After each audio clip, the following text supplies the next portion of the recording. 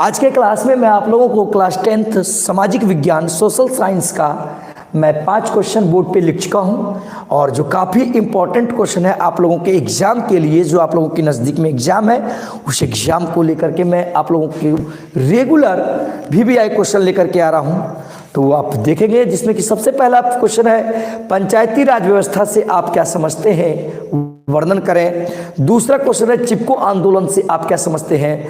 तीसरा क्वेश्चन है वर्तमान में भारतीय राजनीति में लोकतंत्र के समक्ष कौन कौन सी चुनौतियां हैं। और चौथा क्वेश्चन है परिवारवाद क्या है। और पांचवा क्वेश्चन है गठबंधन की सरकार से आप क्या समझते हैं। प्लीज फोन ना करें। देखो बाबू, पहला क्वेश्चन है पंचायती राज व्यवस्था से आप क्या समझते हैं। तो सबसे पहले हम जानते हैं कि हमारा भारत एक ऐसा देश है जो कि गांवों का देश है। भारत जो है गांव का देश है। वर्तमान समय में भारत में अत्यधिक जनसंख्या जो निवास करती है वह गांवों में निवास करती है। तो गांव जो होता है वह ऐसा क्षेत्र होता है जो कि शहरों के बनिस्पत, कस्बा के बनिस्पत, शहरों के बनिस्पत, नगरों के बनिस्पत काफ़ी पिछड़ा होता है, समझे ना। तो गांव जो है एक सबसे छोटा क्षेत्र होता है समाज का।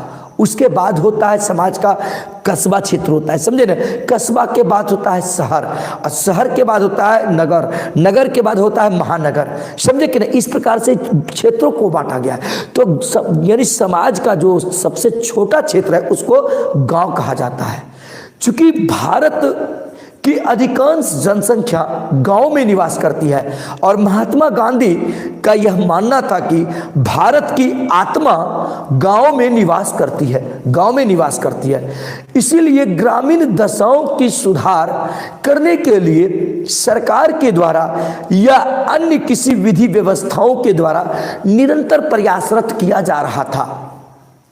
जब भारत में स्वतंत्रता प्राप्ति कर ली 1947 ईस्वी में, जब भारत देश स्वतंत्र हो गया, तो स्वतंत्र होने के बाद भारत देश की सभी दशा को सुधारने का एक मतलब क्या कहते हैं अवसर आया कि हम सभी क्षेत्रों को सुधार कैसे करें, सभी क्षेत्रों में सुधार कैसे करें। तो सबसे पहले यहाँ के लोग सभी बोले कि सबसे पहले गांव की व्यवस्था में यदि सुधार होगी, ग्रामीण दशा की सुधार होगी, ग्रामीण स्थिति की सुधार होगी, तभी जो है बाहरी यानी दूसरे क्षेत्रों का विकास होगा। इसलिए गांव को सुधार करने के लिए नए नए कार्यक्रम का आयोजन किया गया। बहुत सारे कार्यक्रम है जिसमें सामुदायिक विकास कार्यक्रम CDP कम्युनिटी डेवलपमेंट प्रोजेक्ट जो कि 1952 ईस्वी में किया गया। तो उसके बाद 1957 ईस्वी में, मैं केवल अभी समझा रहा हूँ फिर लिखना कैसे, 1957 ईस्वी में बलवंत राय मेहता समिति का गठन किया गया था 1957 ईस्वी में, समझे कि नहीं। और इस समिति के माध्यम से ग्रामीण दशाओं की सुधार के लिए पंचायती राज व्यवस्थाओं के बारे में बोला गया कि भारत की गांव की दशाओं की सुधार के लिए पंचायती राज व्यवस्था लागू करना बहुत ही अनिवार्य है।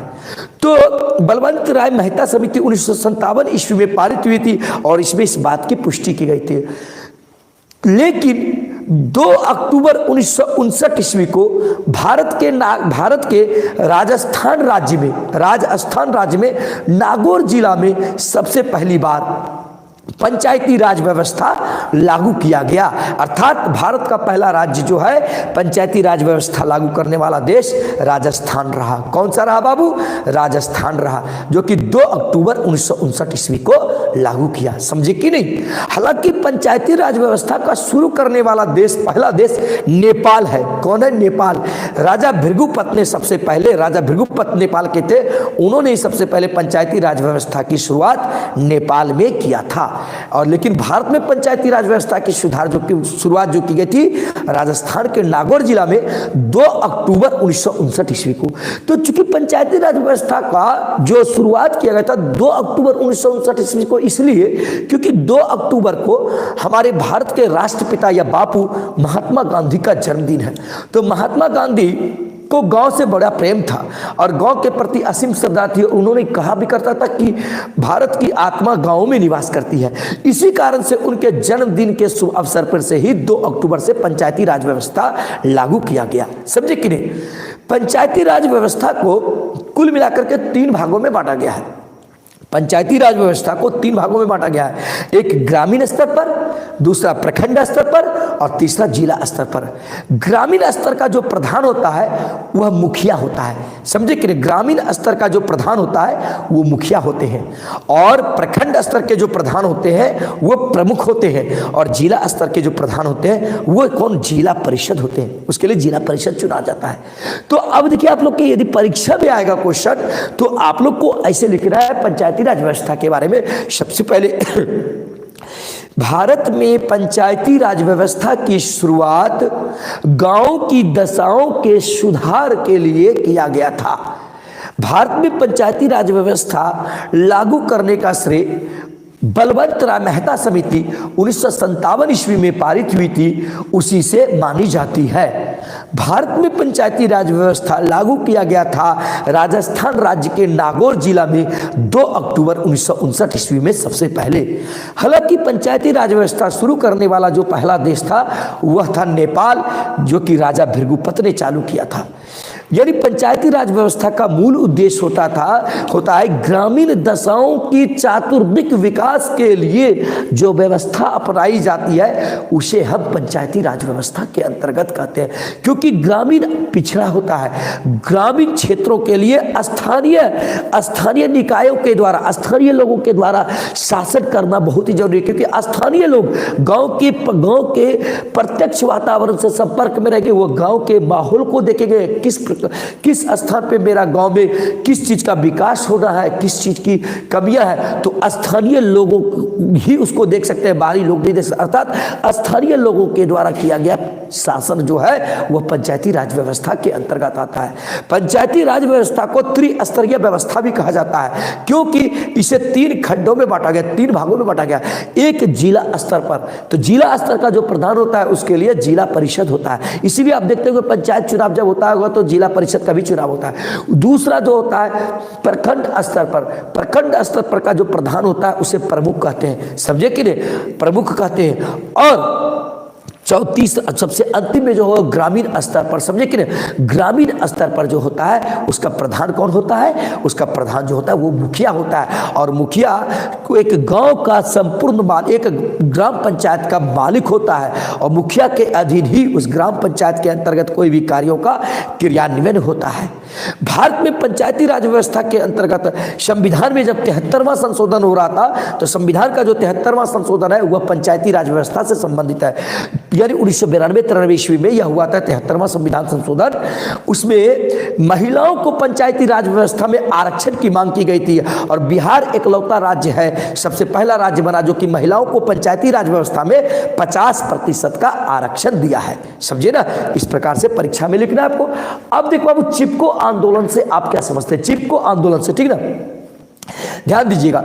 चिपको आंदोलन, ध्यान दीजिएगा, बहुत ही इंपॉर्टेंट क्वेश्चन है। चिपको आंदोलन पर्यावरण की रक्षा के लिए किया गया एक जनमानस आंदोलन था। चिपको आंदोलन पर्यावरण की रक्षा के लिए किया गया एक जनमानस आंदोलन था। यानी भारत में उत्तराखंड में, भारत में एक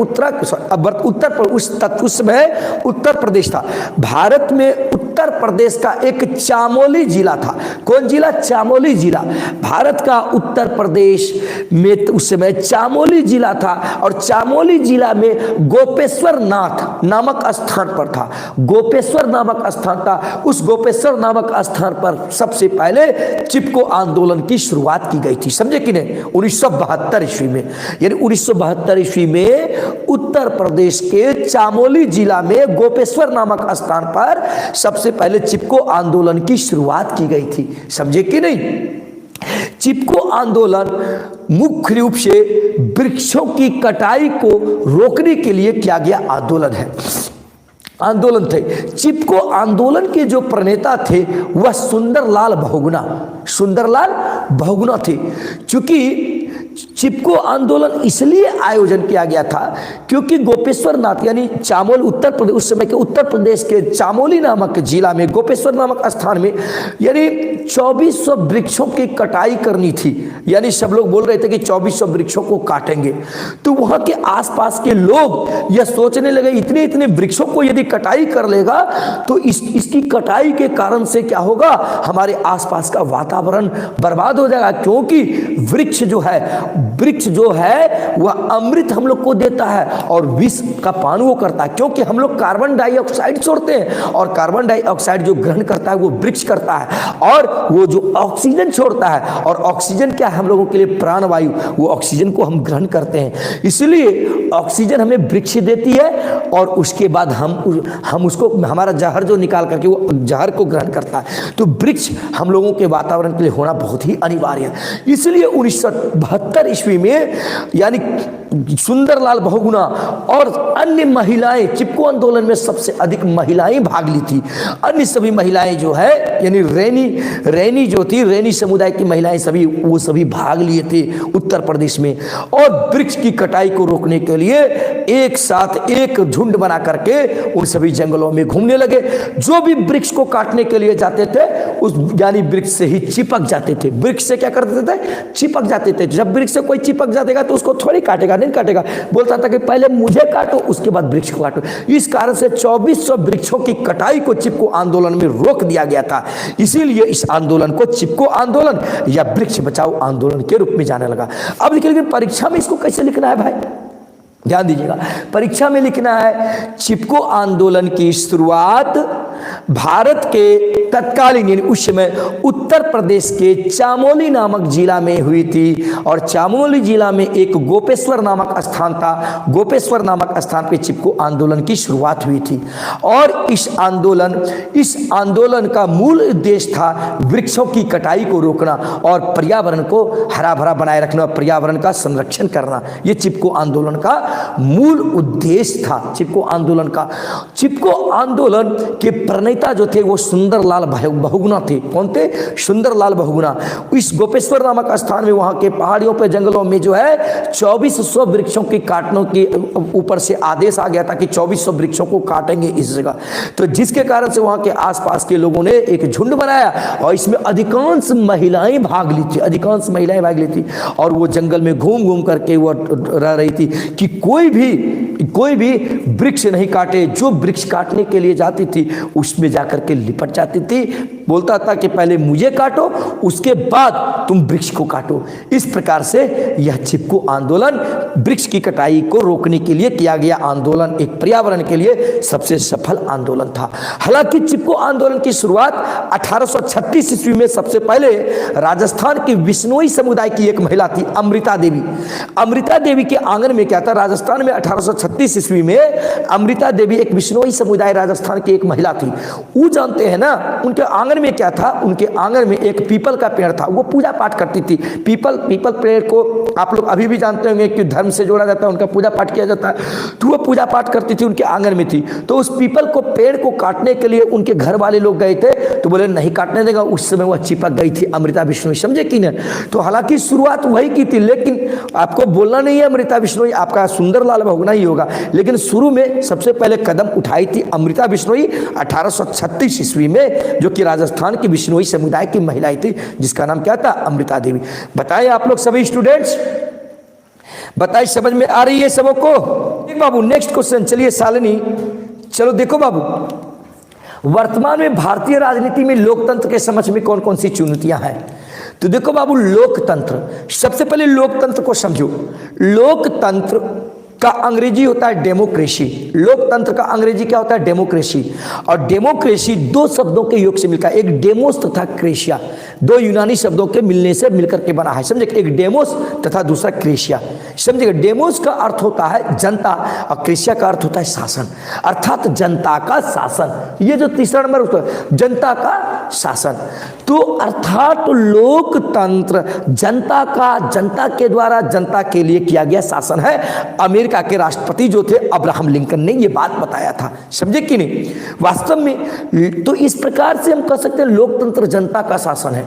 लोकतंत्र को दो भागों में बांटा गया, एक प्रत्यक्ष लोकतंत्र और एक अप्रत्यक्ष लोकतंत्र। प्रत्यक्ष लोकतंत्र और अप्रत्यक्ष लोकतंत्र। तो प्रत्यक्ष लोकतंत्र उस लोकतंत्र को कहते हैं जिसमें कि जनता शासन व्यवस्था में स्वयं भाग लेता है। प्रत्यक्ष लोकतंत्र उस लोकतंत्र को कहते हैं जिसमें कि जनता शासन व्यवस्था में स्वयं भाग लेता है, किसी दूसरे से शासन नहीं करवाता, स्वयं वो भाग लेता है। जिसे दुनिया का मात्र एक देश स्विट्जरलैंड है जहां की प्रत्यक्ष लोकतंत्र है। जबकि अप्रत्यक्ष लोकतंत्र वैसे लोकतंत्र को कहते हैं, अप्रत्यक्ष लोकतंत्र वैसे लोकतंत्र को कहते हैं जिसमें कि जनता शासन व्यवस्था में स्वयं नहीं भाग लेकर बल्कि अपने द्वारा चुने गए प्रतिनिधियों, अपने द्वारा चुने गए प्रतिनिधियों के द्वारा शासन करवाता है। समझे कि नहीं? यानी अप्रत्यक्ष लोकतंत्र वैसे लोकतंत्र को कहते हैं जिसमें कि जनता अपने द्वारा चुने गए प्रतिनिधियों के द्वारा शासन व्यवस्था करवाता है। समझे कि जैसे भारत में क्या है? अप्रत्यक्ष लोकतंत्र, और स्विट्जरलैंड में जो है प्रत्यक्ष लोकतंत्र है। इसलिए स्विट्जरलैंड में प्रत्येक साल वहां राष्ट्रपति का चुनाव होता है। समझे कि नहीं? वहां यानी स्पष्ट रूप से प्रत्यक्ष रूप से जनता शासन करता है स्विट्जरलैंड में। तो अब देख बाबू, लेकिन यहाँ पे क्या है, वर्तमान में भारतीय राजनीति में लोकतंत्र में कौन कौन सी चुनौतियां हैं? तो चूंकि लोकतंत्र एक प्रकार का ऐसा है जिसमें कि जनता के द्वारा शासन किया जाता है, जनता के द्वारा शासन किया जाता है या किसी प्रतिनिधि के द्वारा, या जनता स्वयं शासन करता है।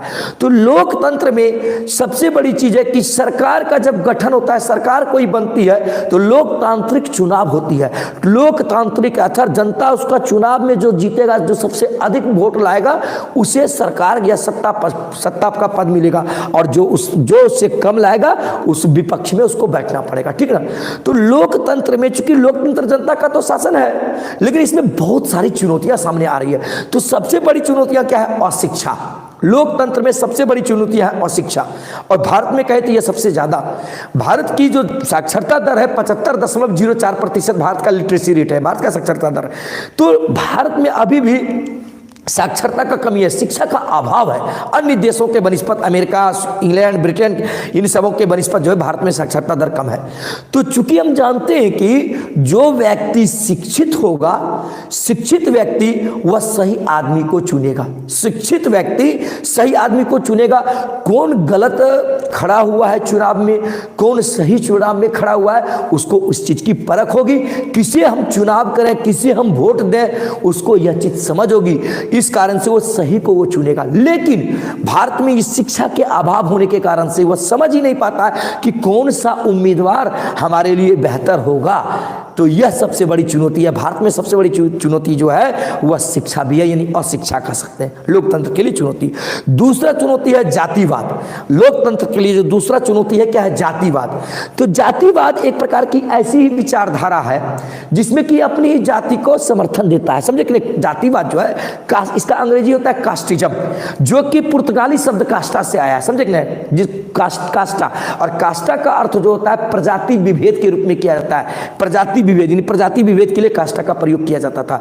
और जाति शब्द की सबसे पहले प्रयोग अब्बू डब्बे ने 1688 ईस्वी में फ्रांस में किया था। समझे कि नहीं? ये प्रजाति विभेद के लिए, समझे कि नहीं, कास्टा शब्द का प्रयोग किया था इस चीज का। तो वो चीज छोड़िए, हटाइए। तो यहाँ पे जातिवाद लोकतंत्र की सबसे बड़ी चुनौती है, तो वो जातिवाद है। तो बोलिए जातिवाद कैसे है?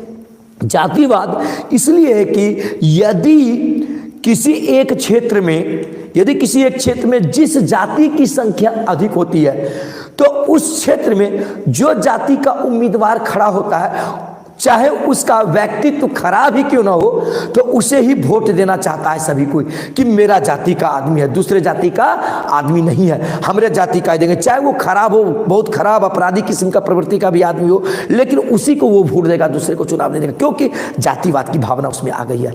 और चाहे दूसरा जो उम्मीदवार उसके विपक्ष में जो खड़ा है वो सभ्य हो, सुशील हो, बहुत अच्छा नेक कार्य करता हो, लेकिन उसको वोट नहीं देगा। क्यों? क्योंकि जातिवाद की जो है निम्न मानसिकता घर कर गई है, उसी को ध्यान में रखते हुए उसको वोट देगा। तो इसलिए लोकतंत्र के लिए एक सबसे बड़ी चुनौती जो है वह जातिवाद भी है। क्या है बाबू? जातिवाद भी है। तीसरा भ्रष्टाचार। वर्तमान समय में ध्यान दीजिएगा, भ्रष्टाचार बहुत ही बढ़ चुकी है, या क्या कहते हैं लोकतंत्र में या अन्य क्षेत्रों में। धारा 166 में कहा गया है कि भ्रष्टाचार की परिभाषा, यानी संविधान के धारा 66 में 166वें धारा में 166 में परिभाषित करते हुए कहा है कि भ्रष्टाचार एक प्रकार का ऐसा कार्य है जो कोई व्यक्ति किसी सरकारी पद पर आसीन होते हुए उस पद का दुरुपयोग करते हुए अनैतिक तरीके से लाभ को कमाता हो, तो उसे हम भ्रष्टाचार कहते हैं। संविधान के धारा 66 में इसे परिभाषित किया गया है, समझे कि नहीं? भ्रष्टाचार का परिभाषा कहा गया है इसे।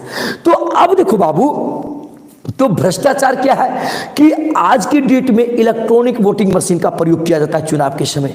तो इलेक्ट्रॉनिक मशीन का जो चुनाव किया जाता है, तो इलेक्ट्रॉनिक मशीन में क्या होता है कि किसी एक बटन को दाबेगा तो सब एक खेम जाता है। कभी ऐसा भी सिस्टम सुनने को मिलता है, ये भी बात देखने को मिलता है।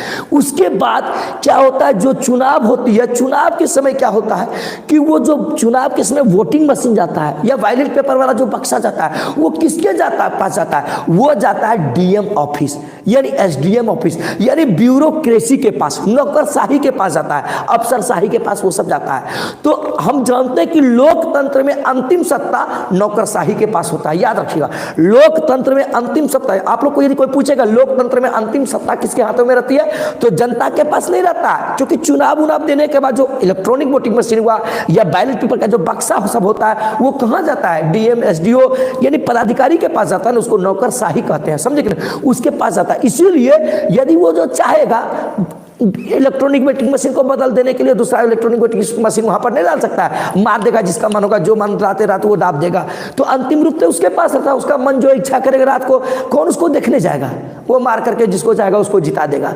तो अंतिम रूप से उसके पास आता है। इसलिए लोकतंत्र में अंतिम सत्ता किसके पास आती है? यानी नौकरशाही के पास। भ्रष्टाचार बढ़ चुका है, भ्रष्टाचार के कारण से यदि उसको लाखों करोड़ रुपया दे देगा तो नौकरशाही को, वो तो जिसको जिताना चाहेगा वो जिता देगा उसको, समझे कि नहीं? इसलिए लोकतंत्र में अंतिम सत्ता किसके पास रहती है? लोकतंत्र के लिए भ्रष्टाचार भी एक बहुत बड़ी चुनौती बनी हुई है।